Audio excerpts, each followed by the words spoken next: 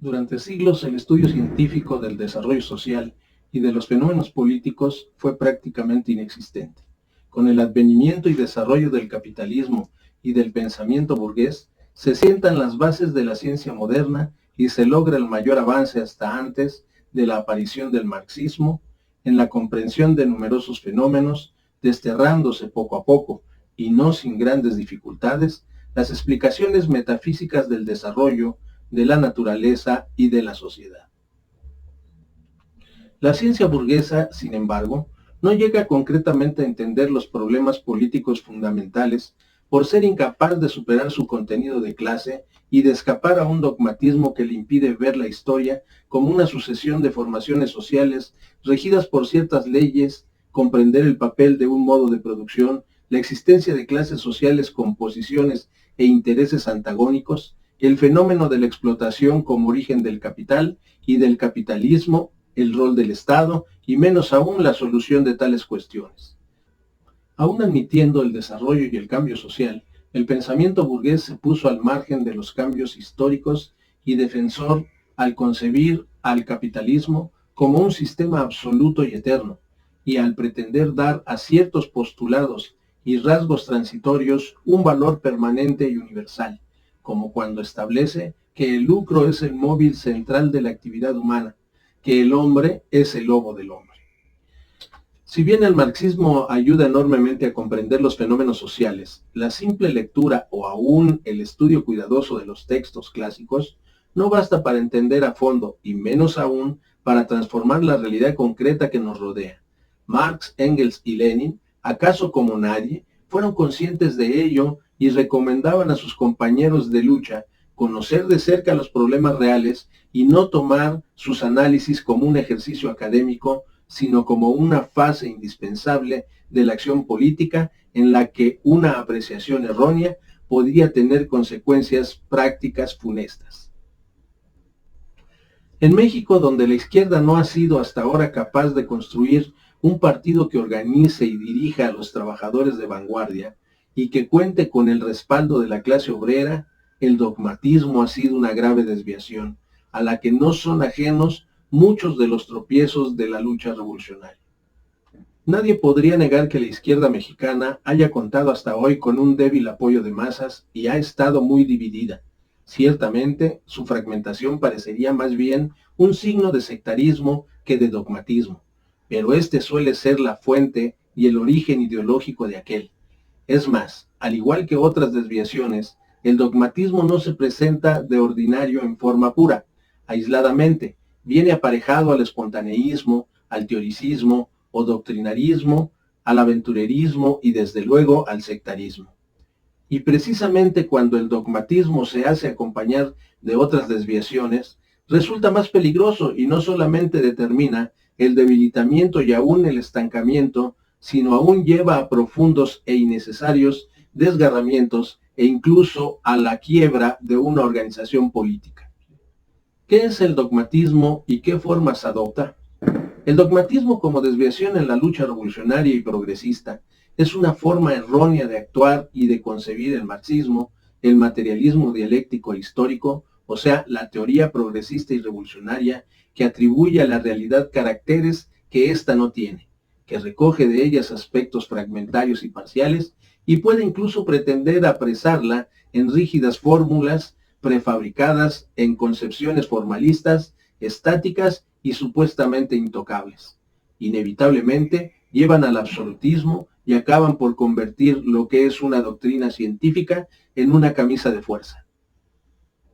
El dogmatismo suplanta el análisis de lo concreto con esquematizaciones y generalizaciones superficiales. Confunde las leyes que condicionan el desarrollo del proceso social con aquellas que rigen los fenómenos naturales y no entiende el papel que, en su aplicación, juegan la acción humana y la lucha revolucionaria.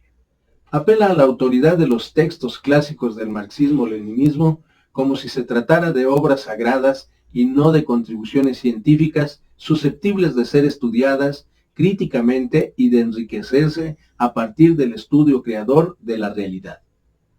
Traslada mecánicamente ciertas formulaciones de un contexto histórico a otro, sin reparar en las diferencias de tiempo y espacio y a consecuencia de ello caen en posiciones fetichistas que obscurecen y aún deforman los hechos, volviendo muy difícil advertir las contradicciones fundamentales y más difícil aún actuar acertadamente sobre ellas.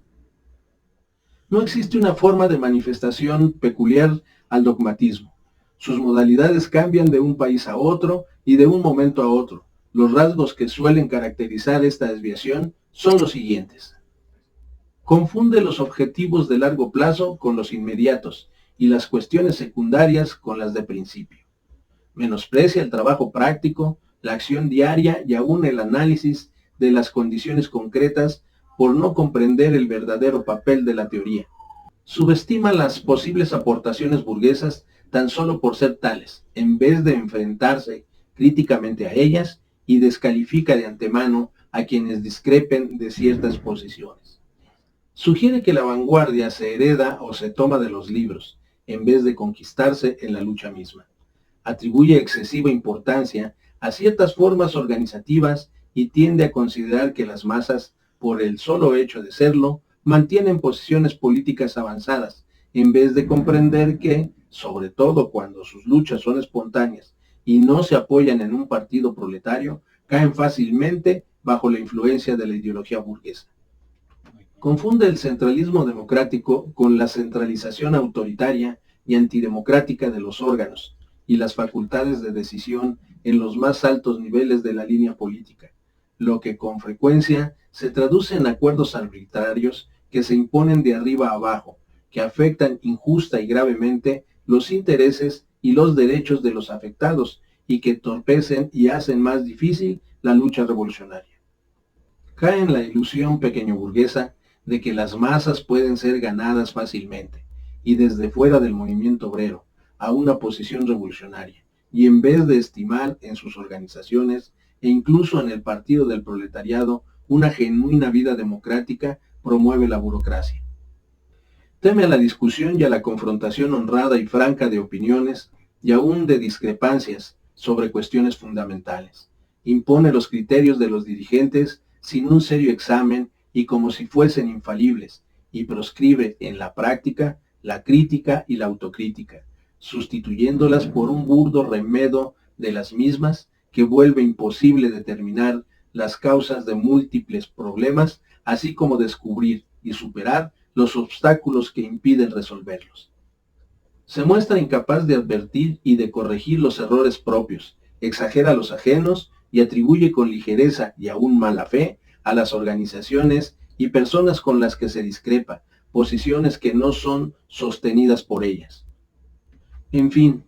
ve en el socialismo una especie de paraíso, un mundo cerrado y sin contradicciones, más que una formación social históricamente superior al capitalismo y a la que solo puede llegarse con base en una estrategia progresista y revolucionaria, que descanse a su vez en la aplicación creadora de la teoría de la revolución y a una realidad concreta.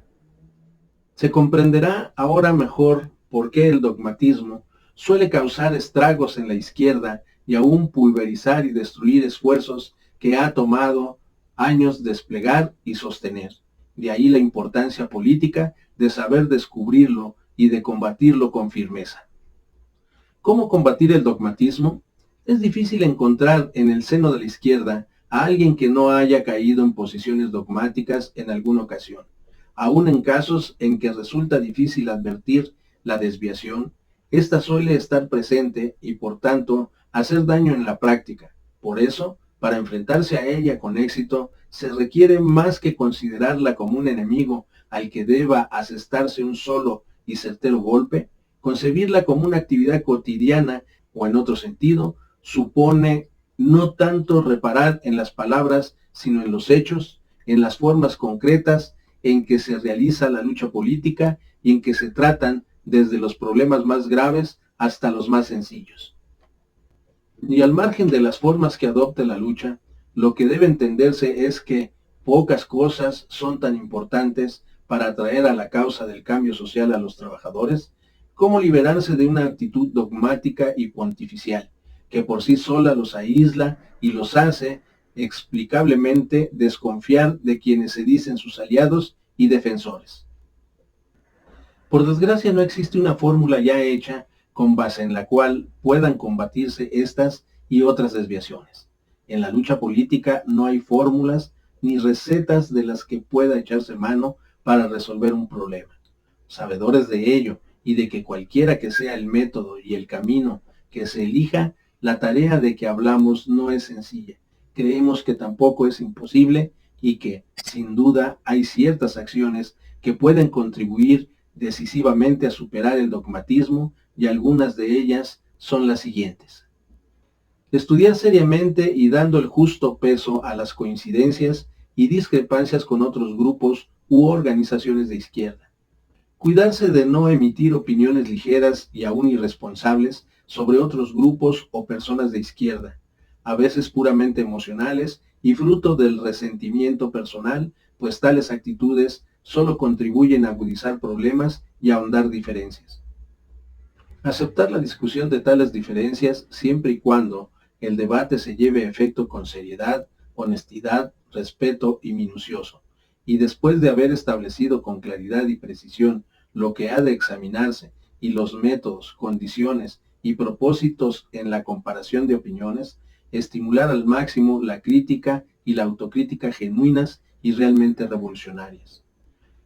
Conscientes de que no pocas derrotas sufridas por la izquierda mexicana obedecen en buena parte al desconocimiento de nuestra propia realidad, promover y organizar el estudio sistemático y no esquemático y libresco de esa realidad. Acercarse, sin perjuicio, a estudiar constantemente la teoría revolucionaria, a los trabajadores y sus problemas, tratar de aprender de ellos y de avanzar con su ayuda en la forja de un programa verdaderamente progresista, que sea la alternativa a las posiciones burguesas y pequeño burguesas que utópicamente pretenden resolver los más graves problemas a través de reformas más o menos inofensivas en el marco del capitalismo monopolista de Estado. Avanzar, sobre todo, en la tarea histórica de construir el Partido de los Trabajadores, de combatir los prejuicios y desviaciones de origen, principalmente pequeñoburgueses, presentes en la izquierda mexicana, y de incorporar crecientemente a los trabajadores a las organizaciones políticas, a fin de que sean ellos quienes se coloquen a la vanguardia y ejerzan la dirección en la lucha revolucionaria y progresista.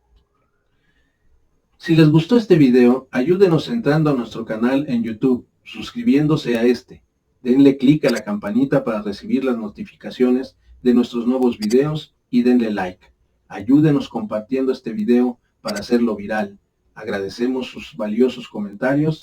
Gracias y hasta la próxima.